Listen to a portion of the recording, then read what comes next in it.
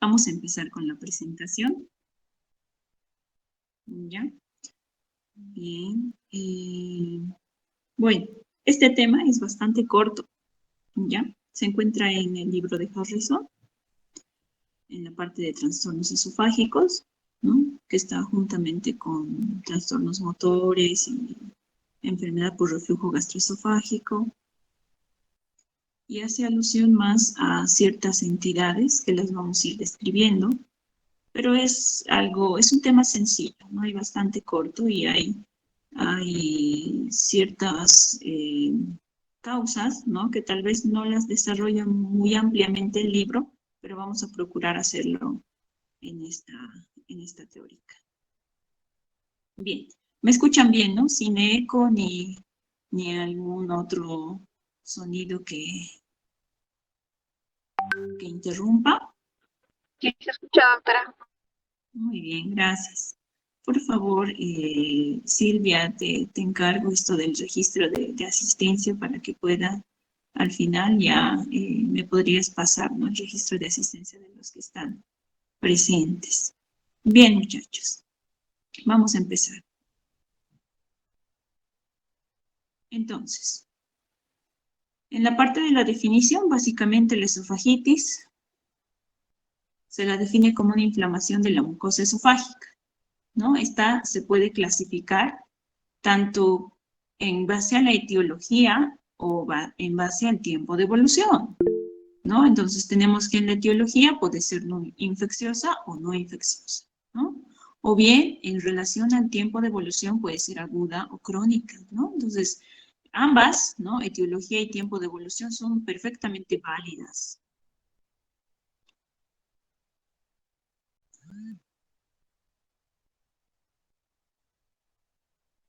Bien, entonces empezamos con la esofagitis infecciosa. La esofagitis infecciosa, por lo general, afecta a las personas inmunodeprimidas, ¿no? O también aquellos que pueden estar inmunocompetentes, ¿no? En cuanto a las personas o pacientes inmunodeprimidos, se habla, ¿no? De personas que puedan ser VIH positivos, que tengan un recuento de linfocitos TCD4 menor a 200, ¿no? Aquellos pacientes que puedan estar llevando, ¿no? Terapia inmunosupresora, aquellos pacientes con tratamientos corticoideos de largo tiempo, ¿no? Entonces, de esa forma se puede presentar, ¿no? En este tipo de pacientes en donde los principales están, ¿no? La Candida albicans, puede ser también en otras variedades como la Candida glabrata, ¿no? El citomegalovirus y el virus herpes simple. Hay otros agentes también, ¿no? Que pueden provocar daño esofágico, como el mismo virus del VIH, el virus del Epstein-Barr, ¿no? Algunos parásitos, algunos otros hongos, ¿no? Parásitos Trypanosoma cruzi, algunos hongos como histoplasma, ¿no? Entonces, hay otras causas que tal vez no son tan reconocidas porque es algo bastante infrecuente, pero aquellas que han sido más desarrolladas son estas tres, ¿no? En cuanto a la esofagitis infecciosa, ¿no?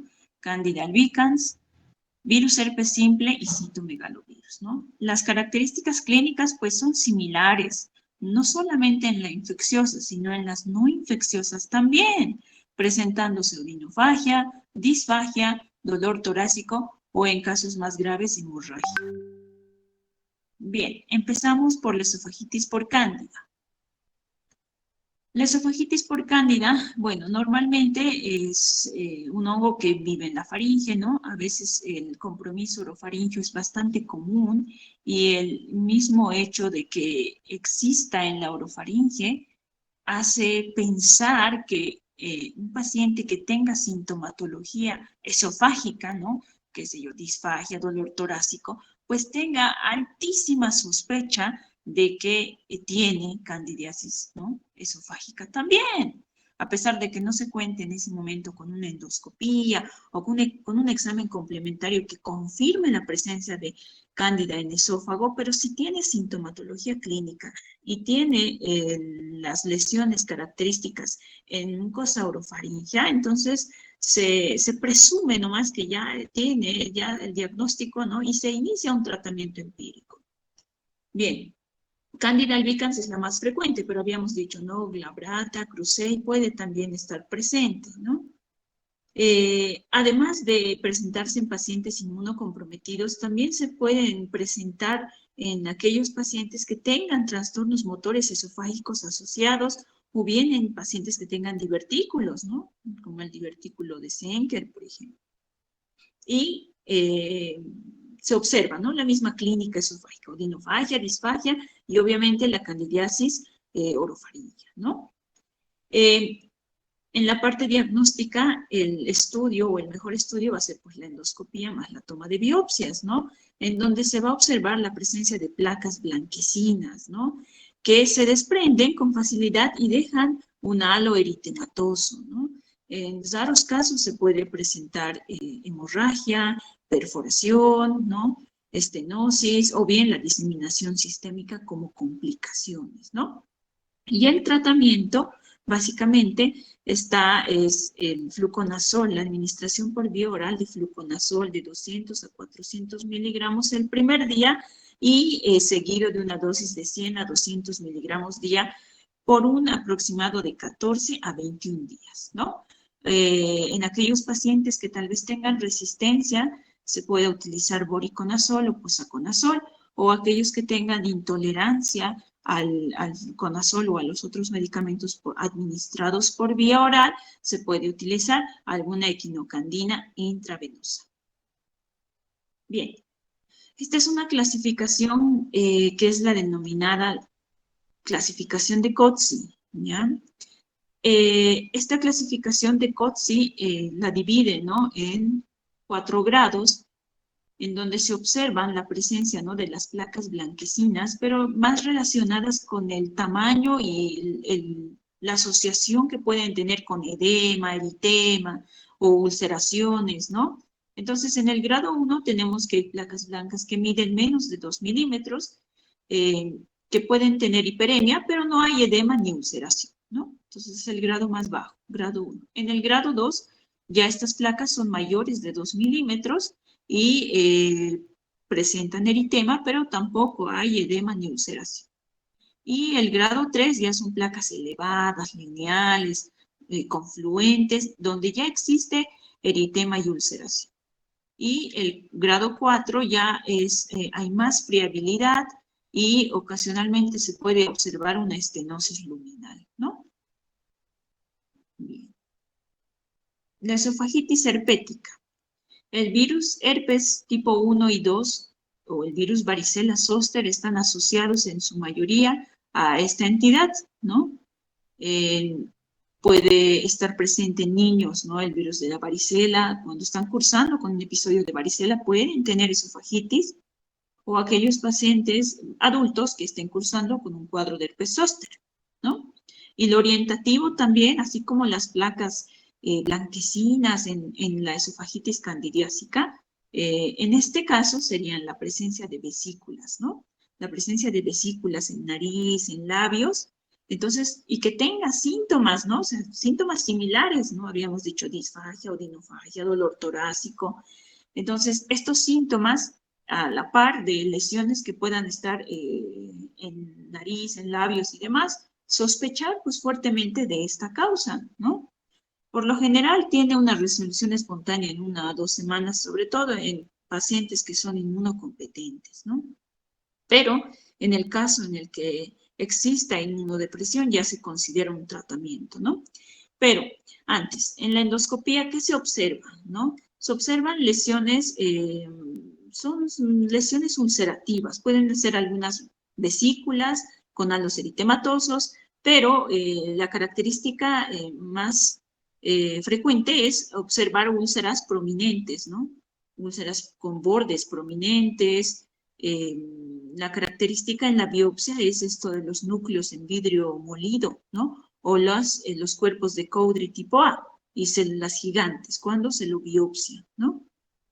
Entonces, múltiples úlceras, que pueden ser algunas de pequeño diámetro o vesículas, orienta la etiología a ser herpética, ¿no?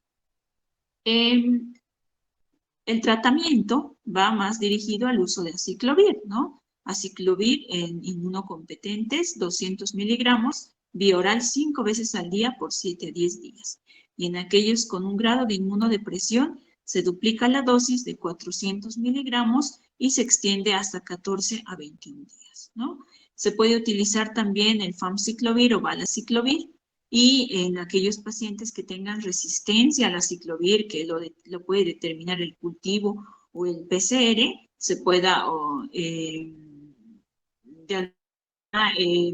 estos estudios puedan determinar, ¿no?, que se puedan utilizar otro tipo de antivirales, o bien en aquellos pacientes que tengan odinofagia grave y no puedan tolerar tal vez la administración de fármacos por vía oral, se puede utilizar antivirales por administración endovenosa. Esofagitis por citomegalovirus. En este caso, por lo general, se presenta en inmunodeprimidos. O sea, no es tanto en inmunocompetentes como la cándida o el virus herpes, ¿no? En citomegalovirus es más que se presente en pacientes con un grado de inmunodepresión. Se habla de aquellos pacientes trasplantados, ¿no?, que tengan una terapia inmunodepresora, que sigan una terapia inmunodepresora, ¿no? La característica endoscópica en estos pacientes es que se observan úlceras de un aspecto serpentiginoso, ¿no? Y que por lo general afectan la región distal del esófago, ¿no? Y en la biopsia, porque es importante la toma de biopsias ante estas lesiones, se puede observar cuerpos de inclusión nuclear o bien citoplasmáticos grandes, ¿no?, que hasta se han asociado como algo patognomónico. Bien. Se pueden utilizar algunos métodos inmunohistológicos con anticuerpos monoclonales también para el diagnóstico o pruebas de hibridación in situ, ¿no? El tratamiento es más de igual forma antiviral, ¿no? El valganciclovir, 900 miligramos cada 12 horas por vía oral, o el ganciclovir, ¿no?, que se puede utilizar también por vía endovenosa y que se debe llevar un tratamiento en un tiempo aproximado de 3 a 6 semanas, o inclusive en aquellos pacientes que tengan síntomas persistentes o recidivas, se pueda considerar una terapia de mantenimiento, ¿no?, pensando que esto es algo que solamente les pasa a pacientes con algún grado de inmunodepresión. Bien, la esofagitis no infecciosa.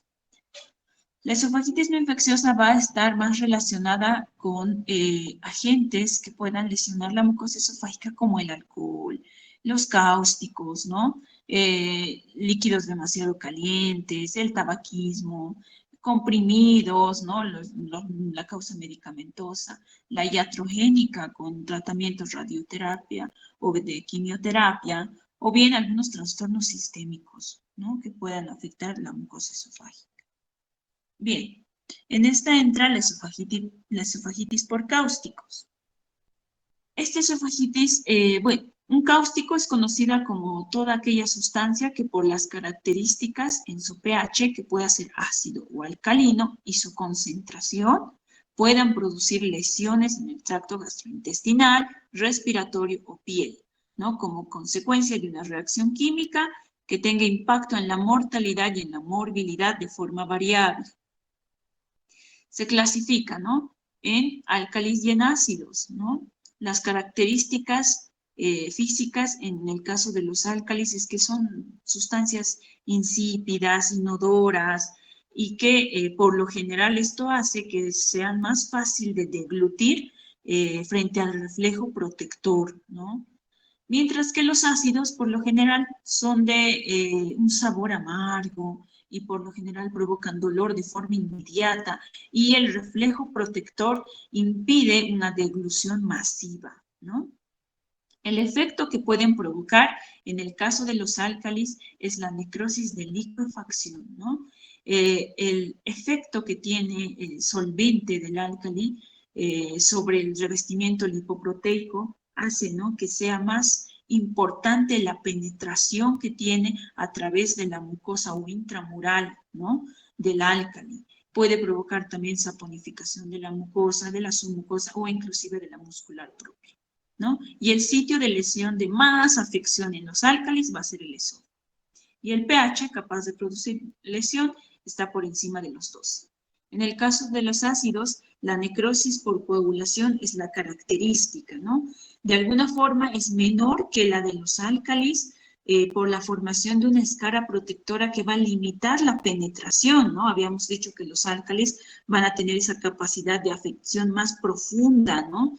Mientras que los ácidos no tanto así, de alguna forma se pueden limitar, ¿no? Por esta escara protectora y generar tal vez una lesión superficial, ¿no? El sitio de lesión más frecuente va a ser el prepíloro antro y el pH capaz de producir lesión va a ser por debajo de 4, ¿no? Hay que recordar que los ácidos tal vez, si bien no van a provocar un... ¿no? Pero sí pueden provocar efectos sistémicos graves, ¿no? Como daños renales, hepáticos, ¿no? Entonces, alteración del equilibrio ácido-base, entonces, de alguna forma suele ser o suele tener complicaciones sistémicas más graves que los álcalis, ¿no? Pero en cuanto a la penetración de la mucosa, es mucho menor. Bien, este es el ejemplo de ciertos agentes, ¿no? Ácidos y álcalis. Por ejemplo, los ácidos, ¿no? Tenemos a los asiáticos, sulfúrico, ácido acético, nítrico, en donde están, ¿no? En los usos, por ejemplo, en baterías de automóviles, ¿no? Desinfectantes blanqueadores, ¿no? Y los álcalis, que por lo general son más sustancias de limpieza, ¿no? Como por ejemplo el hipoclorito de sodio, ¿no? Que es una de las sustancias más frecuentemente ingeridas. El hidróxido de sodio, la soda cáustica, el hidróxido de potasio, amonio, ¿no? En donde básicamente están estos tipos de antisépticos, limpia desengrasantes, limpia hornos, destapa cañerías, ¿no?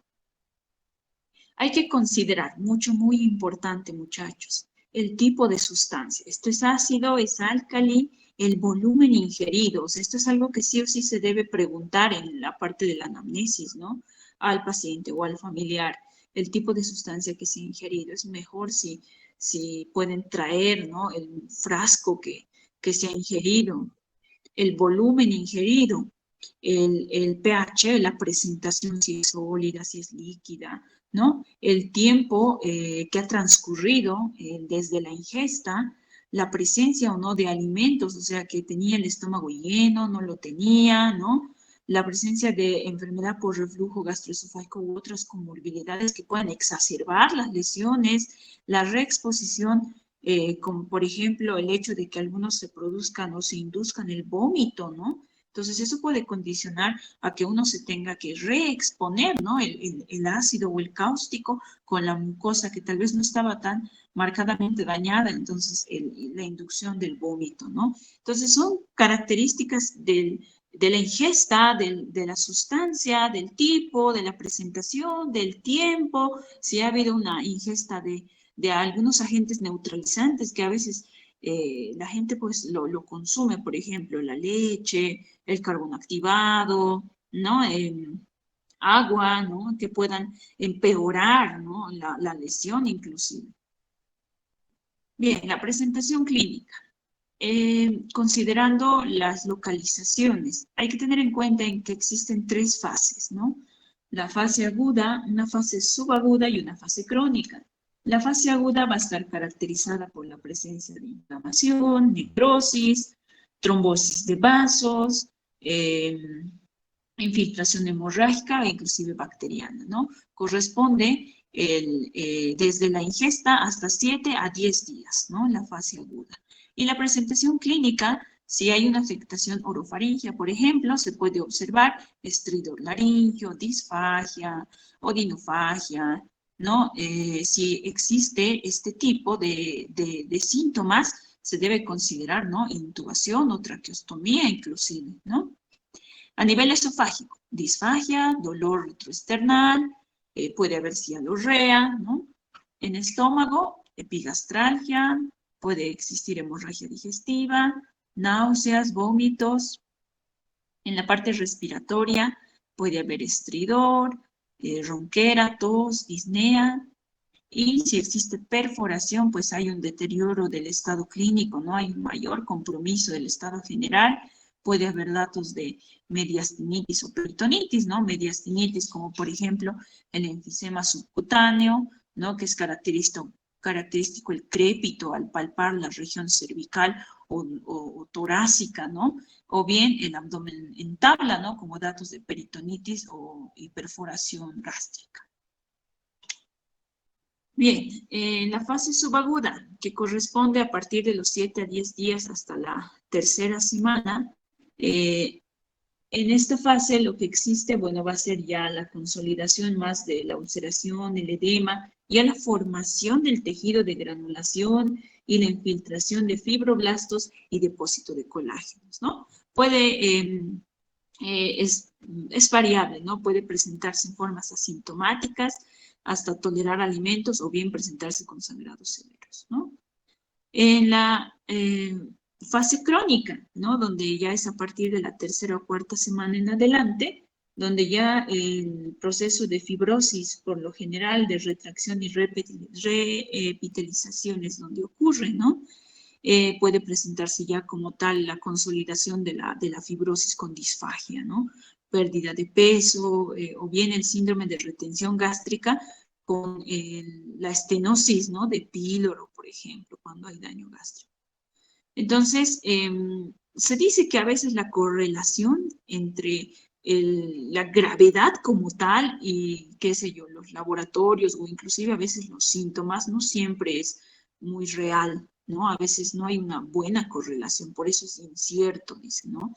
Entre los síntomas y la severidad real como tal. Entonces, a veces no clínicamente no se puede determinar qué tan severo es. Los laboratorios a veces no siempre ayudan. Entonces, ahí es donde ya se usan los métodos diagnósticos, ¿no?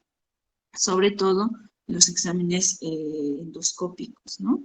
Bien, inicialmente los laboratorios, ¿no? Ya habíamos dicho esto hace un momento, que hay pobre correlación con la severidad, ¿no? Puede estar más grave el paciente, pero los laboratorios no mostrar gran alteración, ¿no?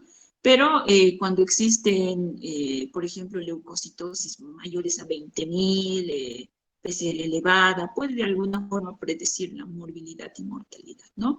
Es importante solicitar laboratorios completos, ¿no? Un hemograma más un recuento plaquetario, gasometría arterial, más lactato sérico, ionograma, la función renal y hepática, ¿no? Entonces, tenemos las tres fases, ¿no? La fase aguda, la fase subaguda y la fase crónica, en donde qué estudios complementarios se recomienda más. Por ejemplo, en la fase aguda tenemos obviamente los laboratorios de entrada, ¿no? De entrada. Y se debe solicitar las radiografías, una radiografía de tórax y abdomen para que pueda orientar a datos de perforación, ¿no? Y en este caso se dice que hasta las 96 horas, inclusive alguna de la literatura habla, que se puede solicitar la endoscopía digestiva alta, obviamente descartando perforación, ¿no? Para que nos ayude a predecir, ¿no? A veces si no hay una buena correlación con la severidad clínica laboratorial, entonces la endoscopía nos va a ayudar a definir mejor y junto con la tomografía de la magnitud del daño. Entonces, si bien la endoscopía puede evaluar las lesiones, ¿no? El compromiso de la mucosa, no puede identificar tal vez el daño intramural o a veces ser tan específica en cuanto a datos de perforación como tal, como la tomografía. La radiografía ayuda, sí, ¿no? Evidentemente, pero a veces no siempre detecta tal vez perforaciones que puedan ser pequeñas. En ese caso, la tomografía es el estudio más de elección, ¿no? Para definir estas perforaciones cuando tal vez el deterioro sea mayor y no haya una correlación tal vez tan buena, ¿no? Bien, en la fase subaguda, en acá entran los estudios contrastados. En la aguda no se recomiendan tanto, ¿no? ¿Por qué? Porque puede haber perforación, ¿no? Puede haber perforación y un estudio contrastado con varios sería contraproducente porque podría exacerbar un cuadro de mediastinitis, ¿no? Entonces, ya en la fase subaguda, en donde existe más el desarrollo del epitelio de granulación, ¿no? Tejido de granulación, el esófago de alguna forma se puede volver friable. Entonces, en esta fase subaguda, tanto la endoscopía no se recomienda, pero es controversial, por eso aquí dice útil repetir endoscopía. Es controversial. Entonces, depende de cada paciente, depende de la evolución clínica. De preferencia no se debería hacer la endoscopía, pero a veces lo suelen realizar para ver la progresión de las lesiones, si hay áreas de estenosis, ¿no? Entonces, de esa forma. En la fase crónica, igual, están los estudios contrastados, como lo son la serie esófago gastroduodenal o el esofagograma varitado, ¿no? Que van a permitir evaluar estenosis, más que nada, y en algunos casos perforaciones, pero se debería considerar contrastes hidrosolubles, ¿no? Que son contra ovario diluido, dice, ¿no? Para evitar daño. Y obviamente ya en la fase crónica va a entrar nuevamente la endoscopía, tanto en la fase aguda como en la crónica, es el momento seguro, ¿no? Para evaluar, ¿no? Ya la consolidación mayor de las áreas de...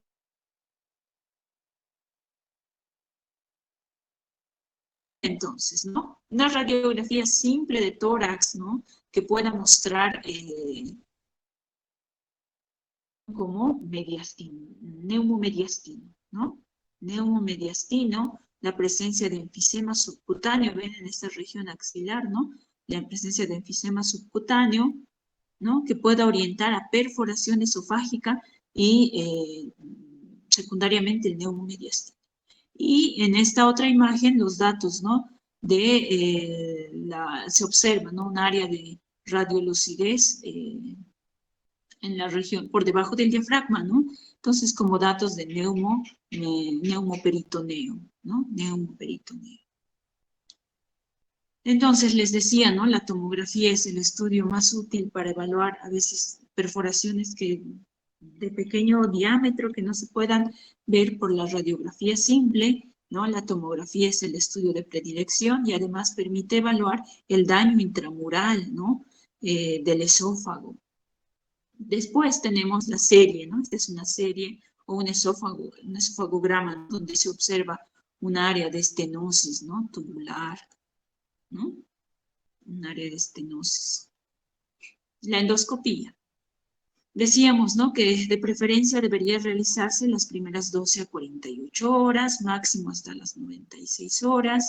En algunos pacientes puede llegar a ser normal, ¿no? En asintomáticos en 10 a 30%, pero les decía, ¿no? Hay un riesgo de perforación mayor en la fase subaguda, ¿no? En la fase subaguda por la presencia de tejido de granulación y friabilidad, ¿no? Y individualizar, dice, ¿no? Indicación de endoscopía precoz debe ser individualizada. O sea, no hay datos de perforación, entonces sí puedo pedir endoscopía, ¿no? El principal defecto va a ser la incapacidad de predecir la profundidad. Entonces, lo que les decía, ¿no? La profundidad no la puede predecir, entonces la tomografía va a ser la mejor. Y va a estar contraindicado en datos de perforación, quemaduras, epiglóticas o supraglóticas con edema, ¿no? Que hay gran compromiso, entonces está contraindicado, ¿no? Entonces estas son las imágenes que se pueden observar, ¿no? Compromiso de la hipofaringe, ¿no? Del cartílago, ¿no? Bastante edema, eritema, hay áreas de ulceración, ¿no? Y aquí ya una fístula consolidada, ¿no? Y esta es por álcalis, ¿no? Y esta es por ácidos, ¿no? Esta imagen que muestra igual necrosis de coagulación, ¿no? De igual forma, áreas extensas de necrosis, de bastante eritema y friabilidad inclusive, ¿no? La clasificación de Sargard es la que se utiliza para evaluar el compromiso, ¿no? Y además que ayuda al manejo. Sargard clasifica como un estadio 0 como normal, el 1 y el 2A, ¿no? Con edema, hiperemia, úlceras superficiales, ¿no? Ampollas, exudados, erosiones no circunferenciales, Se dice que al menos hasta acá, la 1 y la 2A, se puede considerar hasta un manejo ambulatorio y la restitución de la dieta por vía oral precozmente, ¿no? El 2B, ya hay estos hallazgos, pero también hay ulceración más profunda o bien necrosis, ¿no? Y a partir del 2B y el 3, donde ya hay ulceraciones múltiples y áreas extensas de necrosis focal, se deberían, pacientes que deben estar internados, obviamente en función del compromiso general en una sala común o bien en terapia intensiva, ¿no? Y la 3B, pues ya es por lo general la internación en terapia intensiva, ¿no? Y el tratamiento de base, ¿no? Que vamos a mencionar en un momento, con un manejo multidisciplinario. Bien, el tratamiento de la fase aguda. Se debe, obviamente, inicialmente suspender la vía oral, ¿no?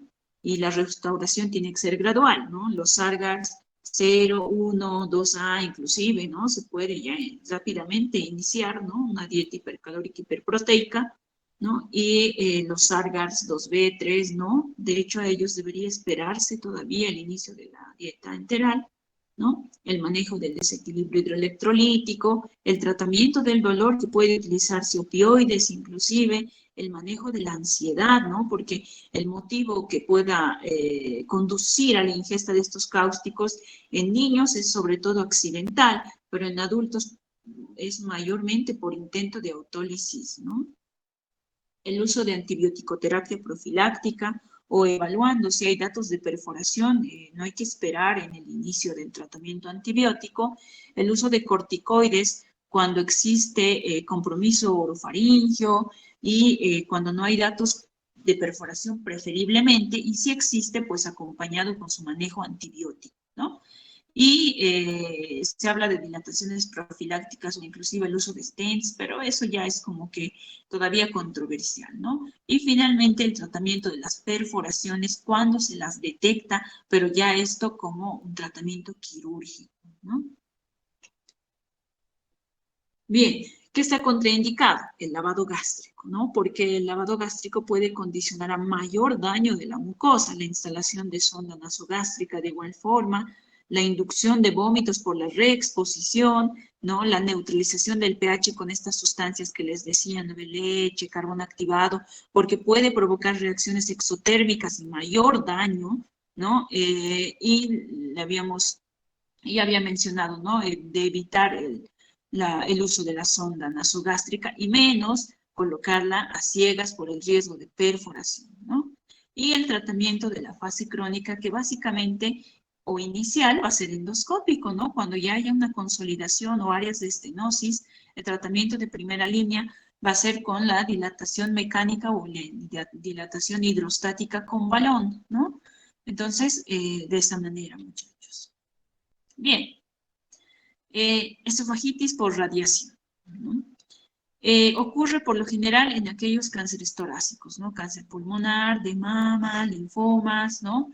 El riesgo va a ser proporcional a la dosis de radiación, por lo general mayores a 30 grays, ¿no? Y, o bien también el uso de fármacos para radiosensibilización como doxorubicina, bleomicina, ciclofosfamida y cisplatino, que pueden aumentar también el riesgo de daño, ¿no? Se puede observar la mucosa eritematosa, edematosa y friable, ¿no?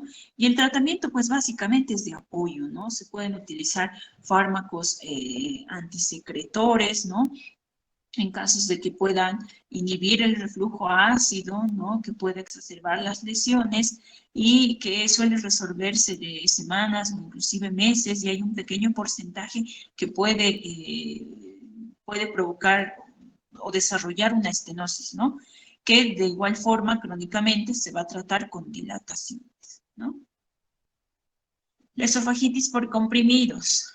Ocurre cuando un comprimido que se deglute no alcanza a transitar por todo el trayecto del esófago y se va a alojar en la luz, por lo general en el tercio medio, en donde existe, ¿no? el roce de la aorta y la carina traqueal, en donde pueden generar una compresión extrínseca y provocar que el fármaco se quede en ese trayecto, ¿no? Y esto también puede estar relacionado con malos hábitos, como el hecho de no tomar el fármaco con suficiente líquido o bien que se lo consuma y se duerma de forma inmediata o se eche, ¿no?, el paciente.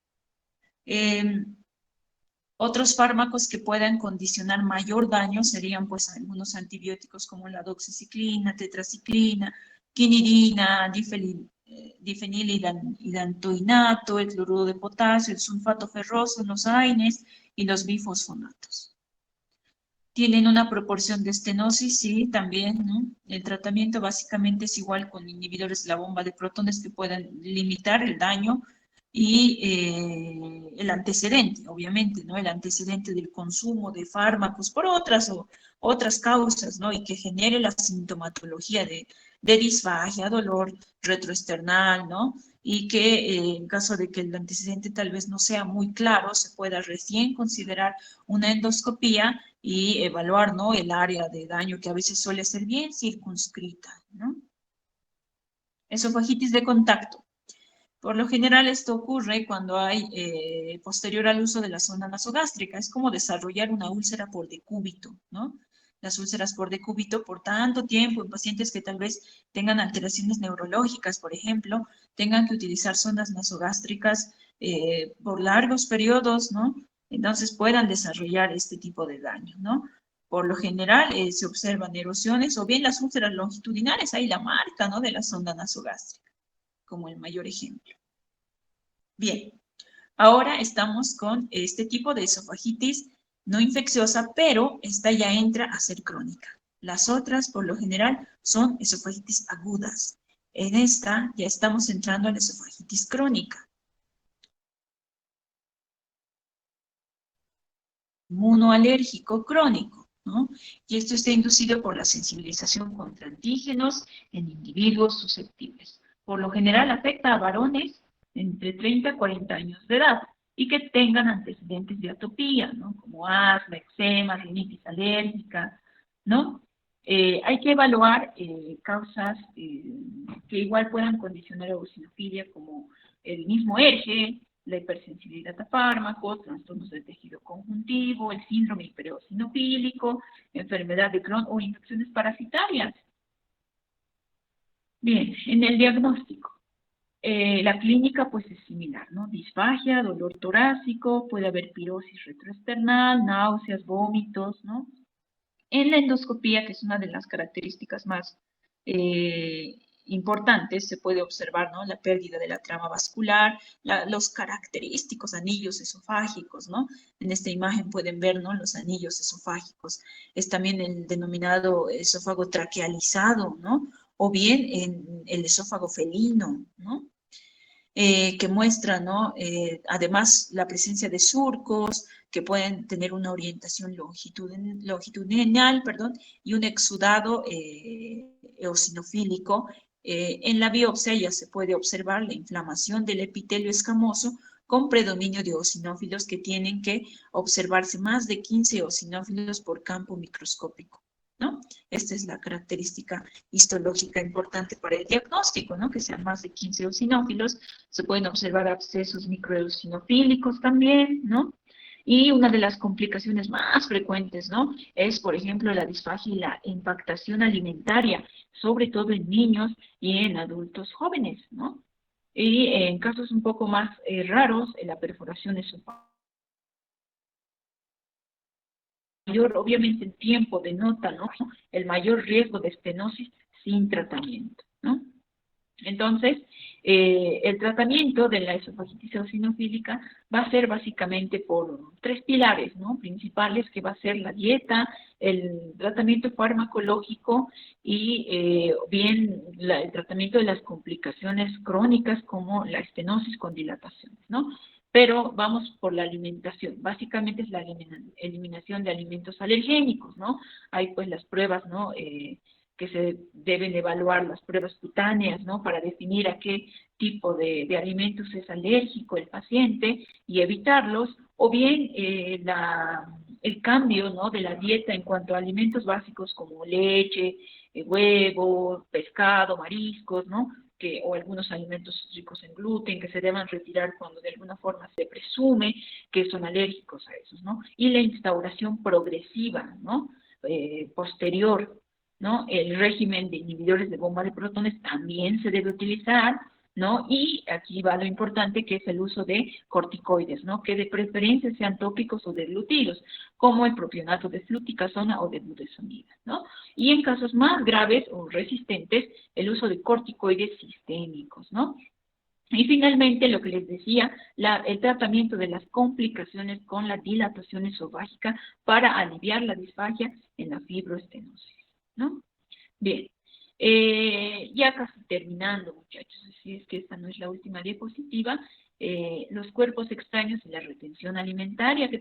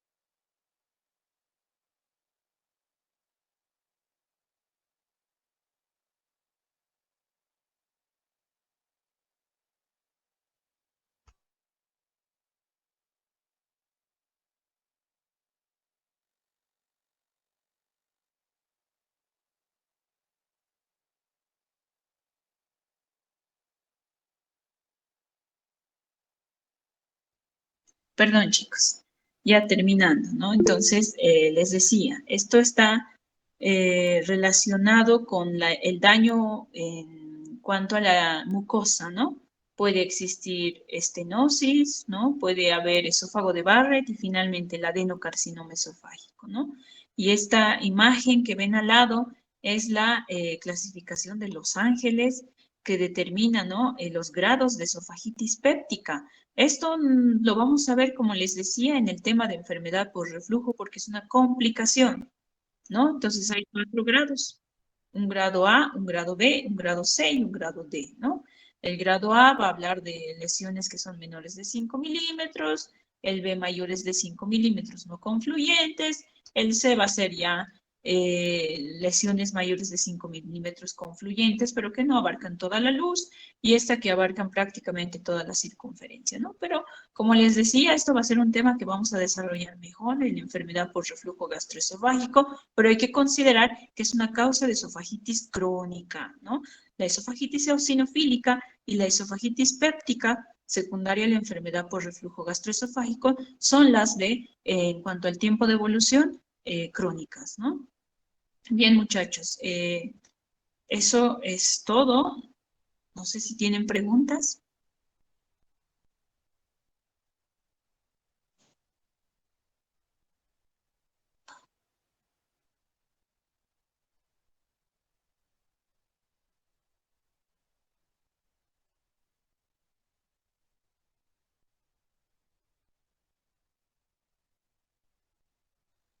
Creo que hubo momentos en que la presentación no se escuchó, ¿no?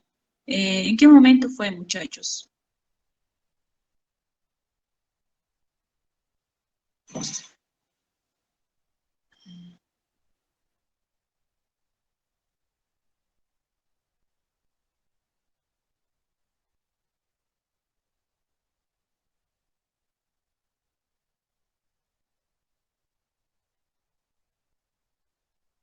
¿Me escuchan, chicos?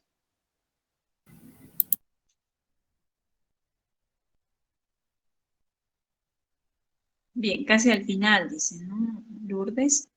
Bien, bueno, muchachos, entonces es básicamente lo de la esofagitis péptica, ¿no? Que eso lo vamos a desarrollar en la siguiente teórica que me corresponde a mi persona, a cuerpos extraños. Bueno, en cuerpos extraños, como les decía, es variable, el antecedente es lo importante, ¿no? La ingesta, eh, puede haber impactación alimentaria, ¿no?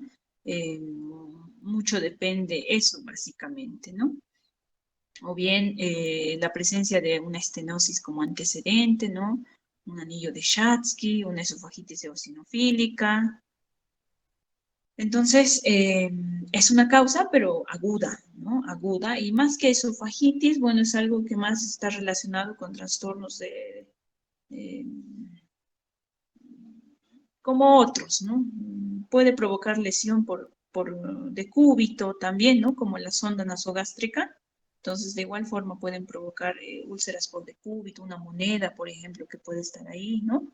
Y que la extracción endoscópica es lo ideal. No sé si tienen preguntas, muchachos.